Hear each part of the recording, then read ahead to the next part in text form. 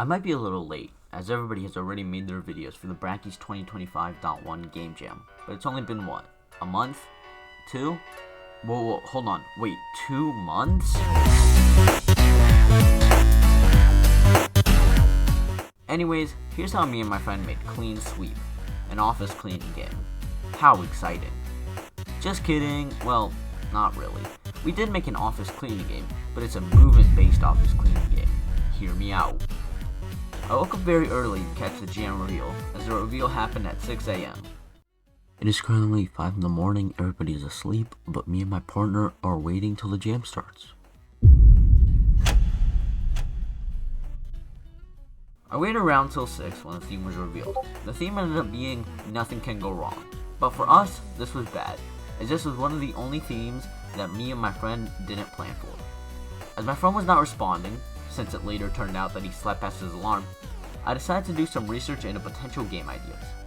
At first, I had the idea to mess around with Murphy's Law, which states that anything that can go wrong will go wrong.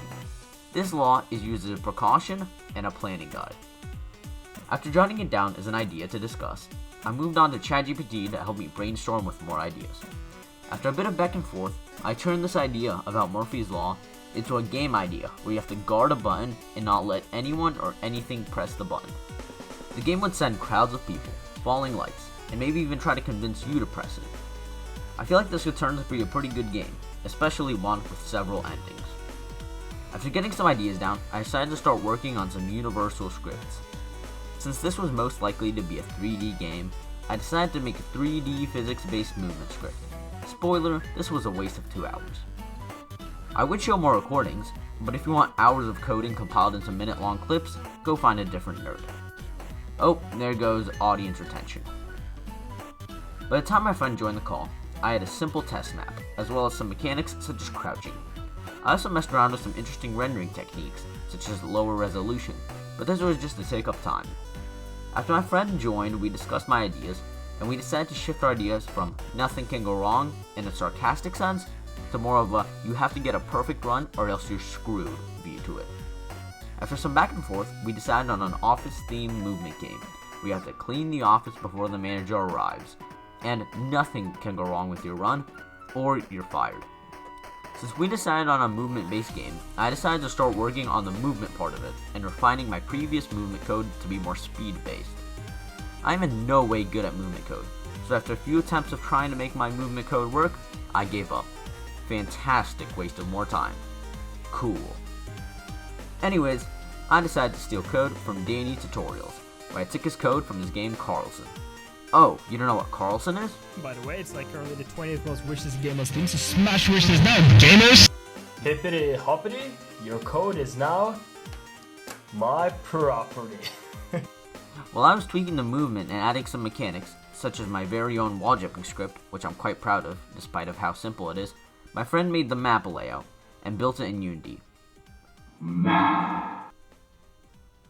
We then decided on an art style so that all the assets are similar, and started to furnish a couple rooms as showcases and tests. And by a couple rooms, I mean one greatly unfinished one. At this point, it was nearing 9-ish, so I decided to make the game playable by adding tasks, and called it a day. By the end of day 1, we had a simple layout of the map, a few semi-furnished rooms, a really bad movement system, as well as a system to do tasks. And racism, apparently. Well, we're gonna leave that for the players to figure out.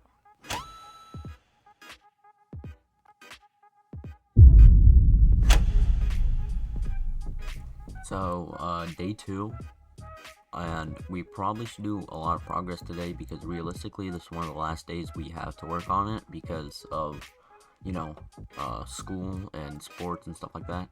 So we need to do a lot of progress, and we still haven't even have a game loop yet, so that's probably what I'm going to start working on. And so I did get started on the game loop. I first added a timer and a bar that fills up over time. If the bar fills up, you die. No, I'm joking, it doesn't do anything yet. After adding that functionality, it now says you lost. We're already at 6 warnings in the log. Awesome. I then proceeded to make it look if there's any tasks left, and if not, then it gives you a win message. After adding a sweeping task, where you get rid of the remains of the last janitor off the walls. Don't ask too many questions. I spread around a lot of trash and stains.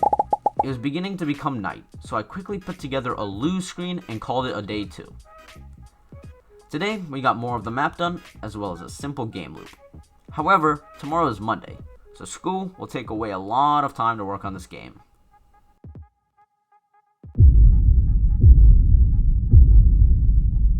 With the little time that I had, I added a new task, as well as messing with the graphics and messing with the title screen.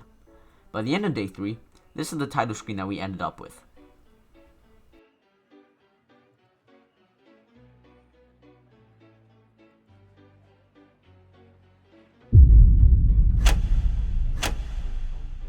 I don't really remember what I did, but from the looks of it, I added the ability to throw items, as well as making minor tweaks to the main menu and adding a tutorial.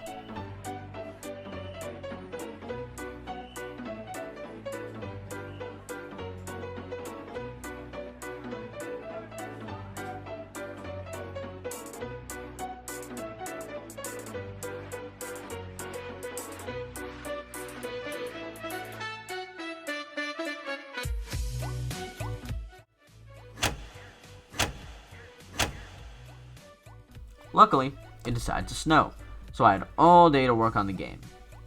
I noticed that the map was really barren, and I decided to work on it.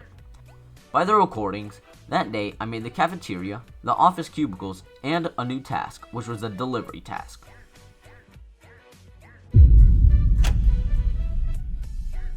Here's a Trello list of all the things that we need to do, and honestly, I thought we weren't going to make it in time.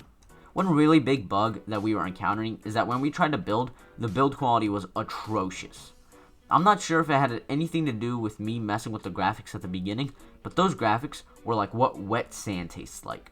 After sending this to every coder and subreddit and Unity community and Unity Discord and support that I knew of, I realized that the problem could be solved by switching it to full screen windowed. Well, now we have a full screen windowed game and a lot of angry nerds telling me that I didn't provide enough information. Okay, they might have been right.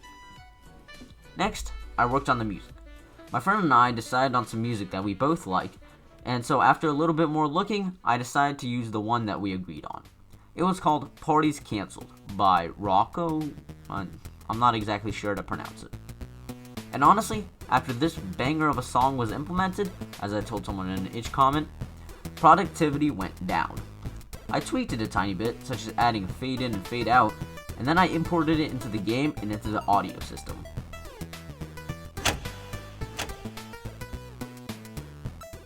For the last day, day 7, I added a ton of tiny things, such as a best score display and a pause menu. Oh my god, that is a lot of error messages, oh god. Oh, that's also not even remotely close to my score. The rest of the day went on very productively. In the end, I also added a vinyl to add a visual cue to show the music, coloring everything based on a color scheme, bug fixing, UI stretching to different screens made consistent mostly, upgrading tutorial, intro cutscene animation fixing, balancing, sound effects, a new system to hold and mix these sound effects, reworking UI for these sound effects, and more balancing. Oh god. Wait, how is that only 2 items of the... Okay, well there's 6 hours until submission. Yeah, it's 12 a.m. right now. Yeah, the game's due at 6. Yeah, I'm tired. Yeah, but I need to lock in. Yeah, we don't even have a title yet and we need to balance, so I probably won't make a trailer. Who am I kidding? Spent 5 hours on the absolute worst trailer ever seen. The man. Then title and build, since I need to submit it now or I'm past the time allotted. Oh, the button doesn't work in WebGL. Great. Instead of making it work, make a hacky solution and recast all the buttons. Screw it, I don't have time. And then I'm done. I have 30 whole minutes to submit. Haha, very funny, you forgot to bake the lights. I'm gonna go mental. Bake the lights, and then we're done. I submit it with about 20 minutes remaining. Now, there are 2 days of only bug fixing, and then 2 weeks of voting. I'm sure in those 2 days every bug will be reported, or at least the game-breaking ones, such as low FPS, which on a completely unrelated note I will be ranting about. Who in their right mind made every single snack, every single rack, and every single button on the vending machine their own model and game object? Like that's not necessary. Now, replacing the glass of the vending machine with a PNG of the inside didn't completely help, as nothing else was optimized, but like, come on. I tried adding occlusion, which is when objects you don't see don't get rendered, but it didn't work with all the outlines and stuff, so I just changed the vending machines and some other models and colliders, and that was it. Anyways, that was about the only complaint we received. But neither me or my buddy decided to test the tutorial after the new sound system, so it was just broken. You couldn't jump, as I forgot to set the instance of the sound, whatever that means, so the first barricade was literally impossible. And do you know when we discovered this bug? On the 3rd day after submission. And do you know what the first 2 days after submission were for? Bug fixing. We had people complaining about not knowing systems and mechanics, and you know why? Because nobody played the tutorial. After making a working version and giving it to people who actually wanted to experience the whole game, that was it. We sat back and waited, as well as playing other people's games, some of which were really fun and addicting.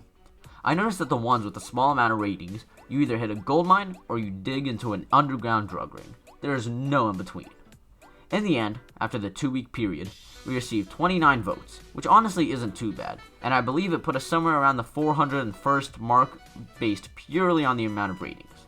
Overall though, we received 805th, and here are the rest of the statistics. I really appreciate you for watching, and if you have your own game that you made for the Brackeys 2025.1 Game Jam, feel free to drop it down below and subscribe. Our game will be linked down in the description. Thank you for watching, and bye.